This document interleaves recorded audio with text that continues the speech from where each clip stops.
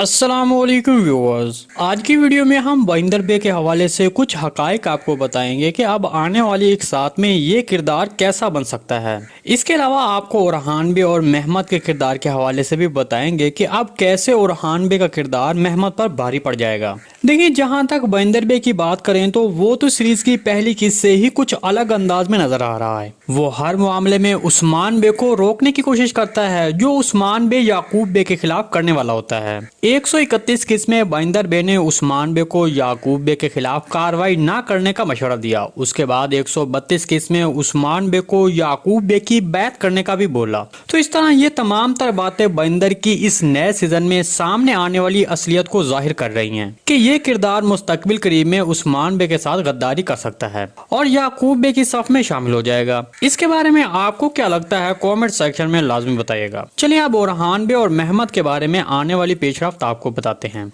देखिए, जब से ओरहान बे और महमद को एक दूसरे के साथ तनाज़े में दिखाया जा रहा है, तब से महमद ओरहान बे पर भारी पड़ता हुआ दिखाया जा रहा है। अभी तक इन दोनों के दरमियान कोई मुकाबला तो नहीं हुआ है जिससे व्यूअर्स ये अंदाजा लगा सके कि इनमें से कौन सा ज्यादा ताकतवर है। एक तो मुझे लगता है कि जो किरदार महमद के लिए बनाया गया है, दरअसल वो किरदार ओरहान बे के लिए बनाया जाता तो ज्यादा बेहतर होता, क्योंकि अब वाला ओरहान बे का किरदार महमद के सामने तो बीगी बिली लगता है और दूसरा अब सीरीज में भी ओरहान बे को महमद के सामने कुछ खास नहीं दिखाया जा रहा है। जब भी दिखाया जाता है तो ओरहान बे पीछे हट जाता है और व्यूअर्स की नजर में ऐसा लग रहा होता है कि जैसे ओरहान बे कमजोर है जिसकी वजह से वो लड़ने से डरता है।